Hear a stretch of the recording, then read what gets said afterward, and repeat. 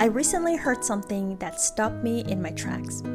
If I were to live to the age of 80, I'm going to be experiencing only 40 something more summers. And that hit me.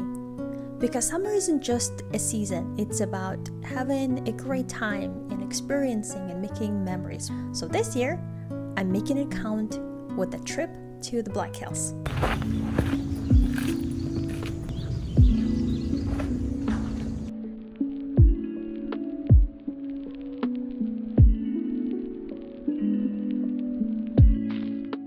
Planning a family trip can get chaotic.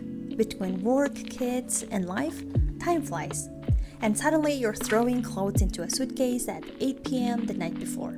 Oddly specific, because I've done that more than once. That's why this time I used my project management skills to plan our vacation and it made everything smoother. Alright, step number 1. I treated this like a project. That means starting with the basics. What kind of vacation is going to be? Can you drive? Do we need to fly? Basically gathering all the requirements. In project management, gathering your requirements is really understanding what you need to do so that you can set the right scope, timeline, and budget. Once I have our requirements, I broke the trip down into smaller tasks. Booking a hotel, picking hiking trails, finding local eats, and making sure our toddler has all his essentials. Then I created a simple RACI chart. So RACI chart is a tool to show who's responsible for what. RACI stands for responsible, accountable, consulted, and informed. So responsible parties are going to be us. I book the hotels, and my husband takes care of the travel logistics. And our son is in charge of choosing the road trip entertainment. And after assigning responsibilities, we figure out who is accountable. Of course, my husband and I, as adults, we are accountable for our safety and the travel logistics and everything is happening in our trip. For consultant, we talked to a friend who had a hiking trip before, and we ask for certain questions and their experiences. And lastly, we inform our family members and make sure that they know where we're at. And of course, a little risk management. I always check the weather ahead of time and making sure that we have backup plans like indoor activities, going on swimming, or an alternate trail that we can take.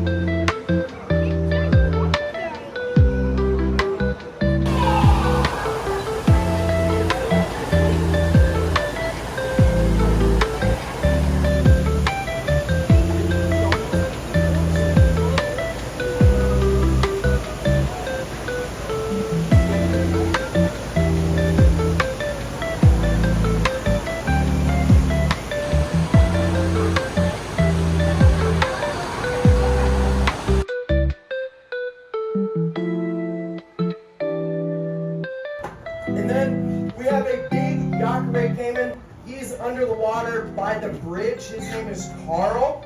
Carl's probably going to stay in the water for most of the show until the food comes out. And I do hope to properly demonstrate for you guys today. Whoa. But to do the demonstration, Yeah, they were abused. Their shell was kind of Going in. Good boy. limbs that would help eat, snakes have to swallow everything whole. It's not that big of a deal for a snake. Snakes have a couple adaptations here.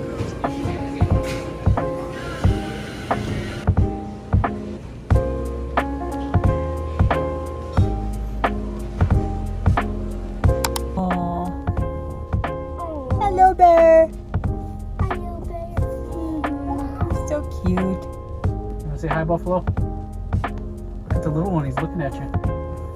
Hi, bear. Hello. He's standing up. Chunker he is. Smell something stinky. Look at this guy. Hello. Whoa, he's huge.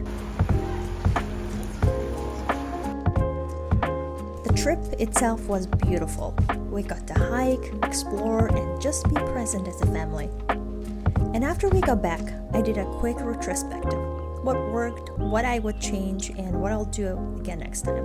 Alright, if this was helpful, I linked a free family trip planning checklist below, and if you want to see how I use project management tools in everyday life, subscribe for more.